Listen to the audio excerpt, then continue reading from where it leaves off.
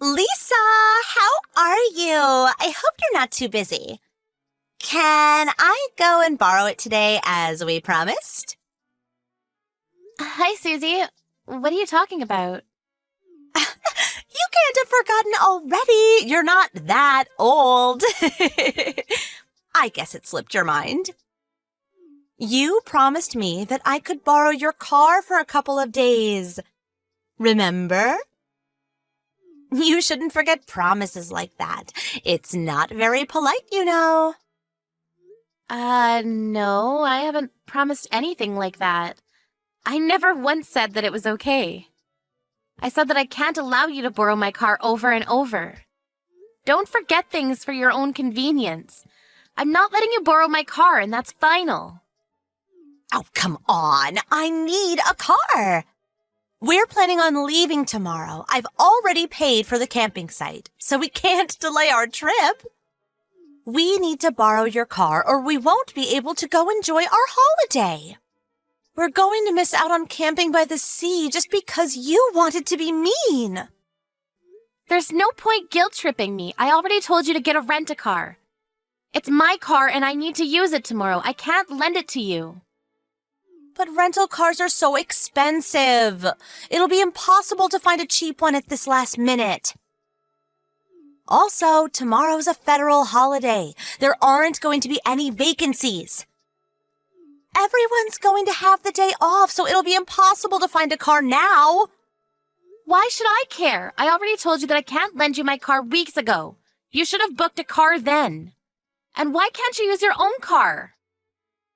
Why do you have to be so horrible? Oh, it's being repaired. It's not at home at the moment. I don't have my own car, and I can't get a rental car, so you have to lend me yours. Plus, if I borrow your car, I don't have to pay a thing. What makes you think you can borrow it without paying? I'm not lending it to you. I don't care how expensive rent-a-cars are. That's your own fault for not booking in advance. You'll have to solve this problem yourself. It's got nothing to do with me. Don't say that. I can't believe you were this much of a bully. I thought you were much kinder than that. Oh, I'm so disappointed. It's not a matter of being kind. No matter how bad you try and make me feel, I'm not lending you my car. End of story. Whenever your son wanted to borrow my daughter's toys, I always let him. I think it's only fair that you be just as generous. You're an adult, aren't you? Borrowing toys and borrowing a car are completely different. You can't honestly think that it's the same thing. Cars involve insurance, and it'll get complicated if you have an accident or happen to damage the car. And a car is worth a lot more than a child's toy. You understand that, don't you? But my husband is good at driving. He won't have an accident or do anything that could damage the car. So you don't have to worry about insurance. We've got road service, so if we get a flat tire or run out of gas or something, we'll be able to sort it out. Whether your husband is good at driving or not, you could still get caught up in an accident. I'm talking about if someone is injured. I can't let you borrow my car. That would be too irresponsible. Find a rent-a-car. Oh, please! It's just for a few days. You can't be that selfish. Why can't you be a bit more understanding? That's what I want to say. If you think I'm being selfish, then so be it. Anyway, I've got to get back to work. I have a meeting, and I don't have time to be discussing this with you. I'm not going to be able to respond to your messages, so there's no point in messaging me.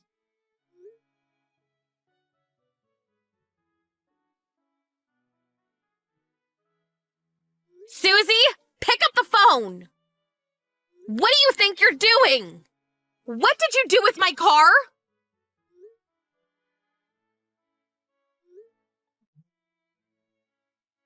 There's no point pretending that your phone is off. I know that it was you who took my car. If you don't answer my messages or calls, I'll report this to the police. What? The police? You're kidding! You're overreacting! Why were you ignoring my messages?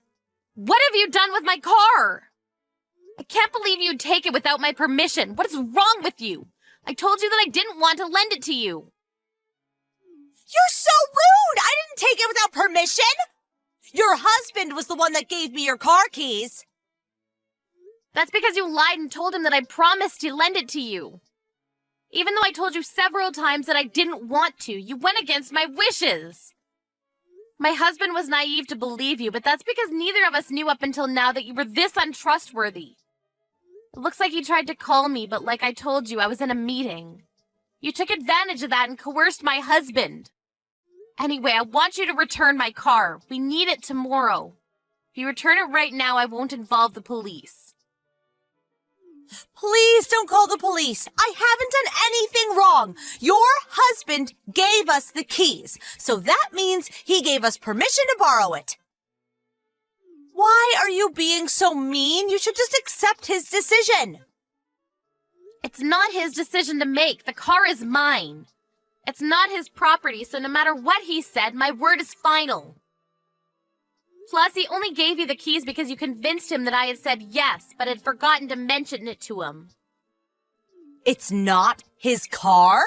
Well, I didn't know that, but he's still the one that gave us the keys.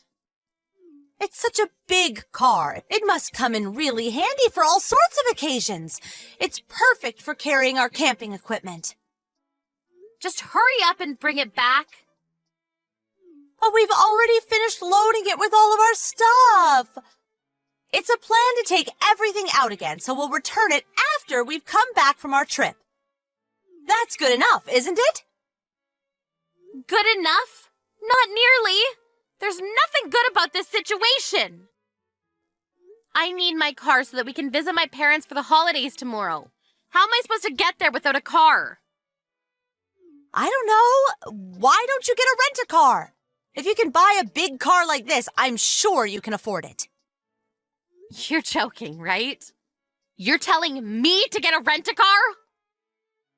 Why should I be the one getting a rent-a-car when I've got a perfectly good car of my own? A car that you've stolen from me. You should be the one paying for a rent-a-car if yours isn't available. Be an adult and give me back my car. But it took so much time getting all of our stuff in the car. It'll take ages to get it all off again.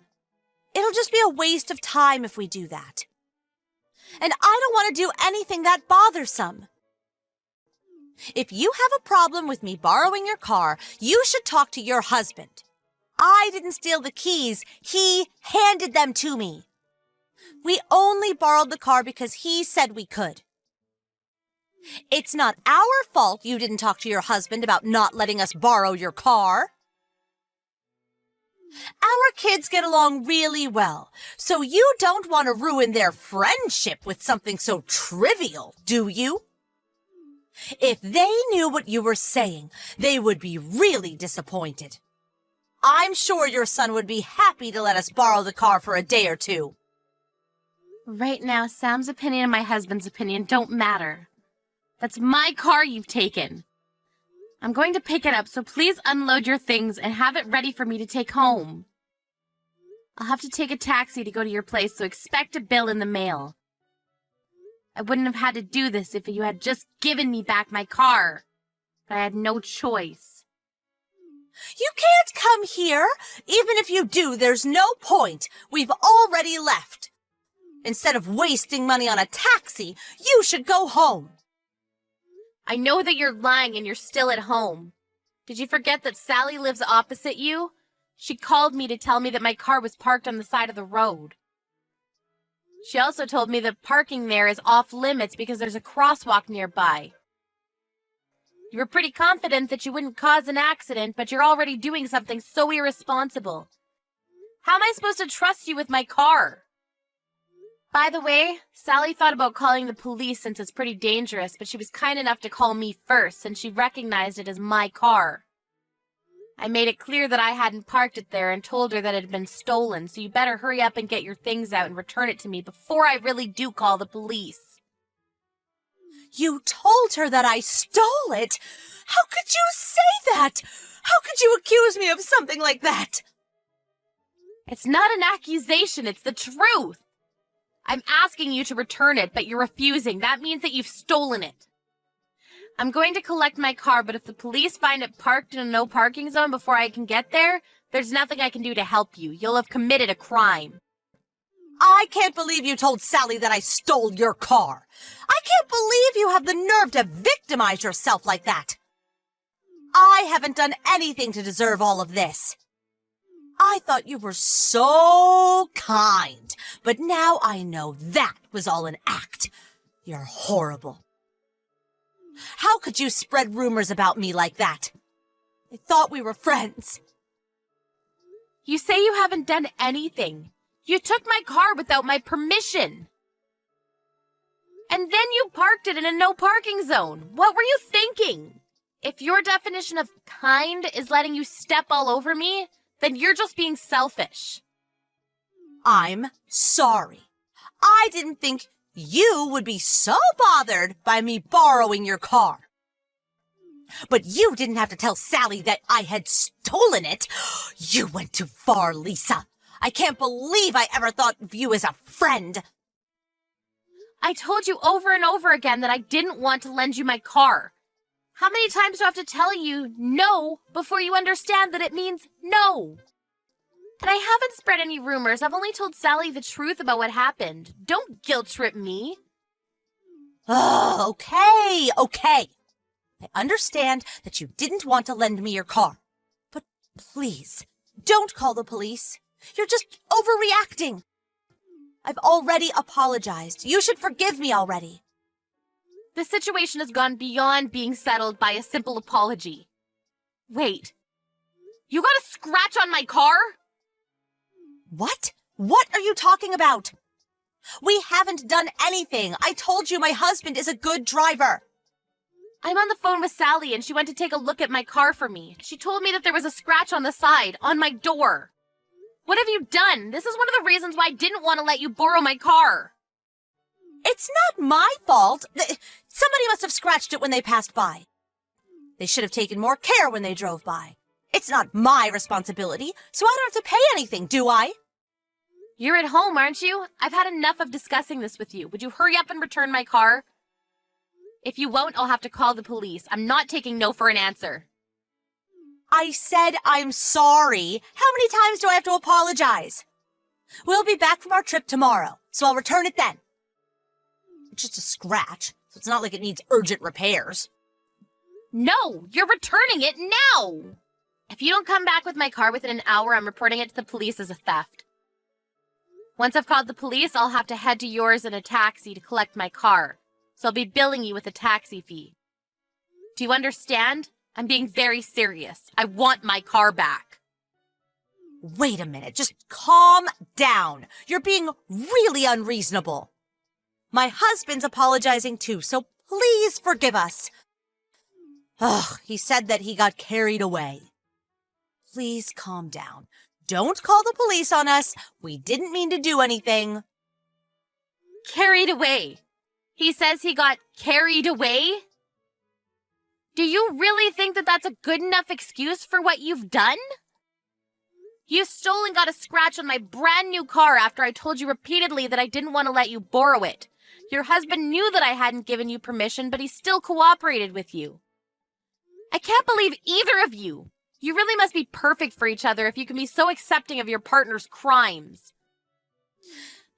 May's apologizing too, so would you please forgive us? We'll babysit Sam whenever you want. You must be really busy with work, so dealing with the police will take up a lot of time, don't you think? Let's just forget about this. Why are you bringing May into this? She's your daughter, but the only ones that are to blame are you and your husband. Why should she be apologizing with you? May has no reason to feel bad for any of this.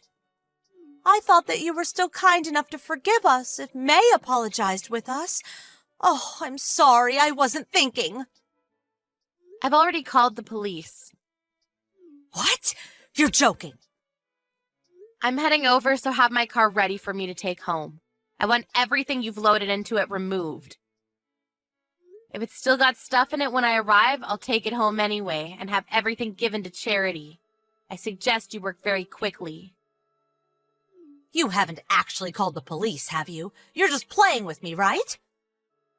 Sally was kind enough to stay with the car, so it hasn't been towed, but if she hadn't been standing by the car, you might have been left with a ticket.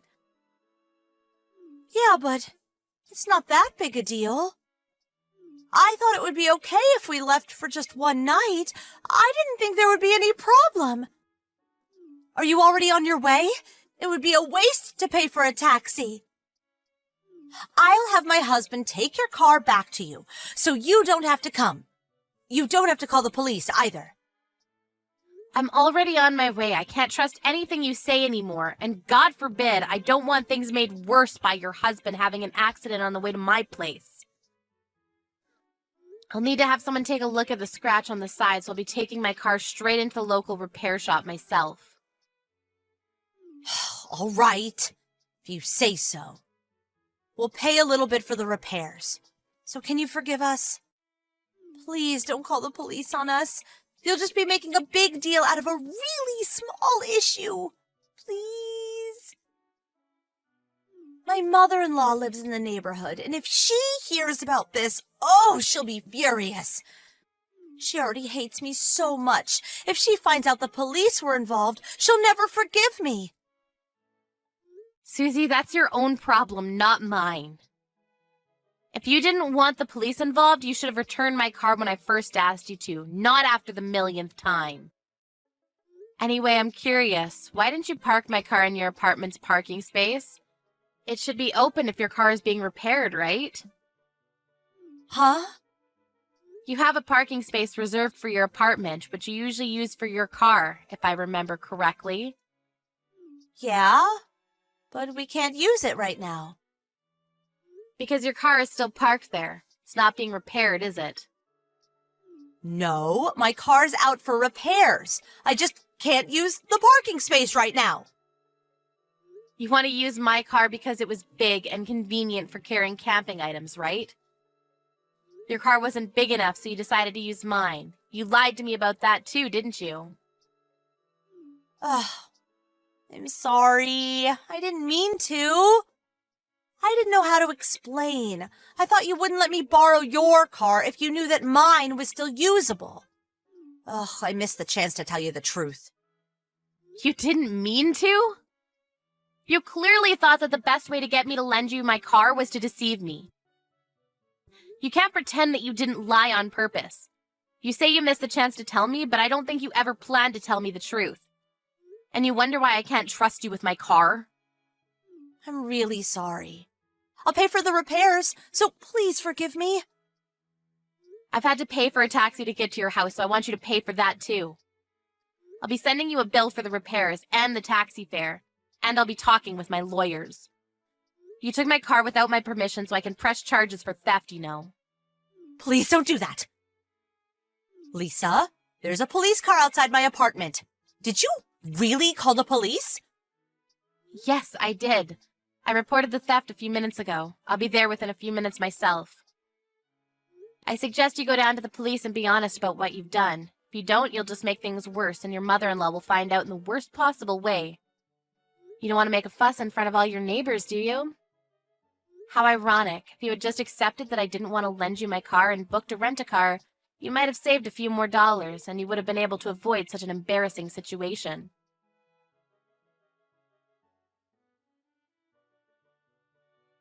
In the end, a police car had come to check up on the situation, not just because Lisa had reported the theft, but because there had been calls from the neighbors about the car being parked in a no-parking zone.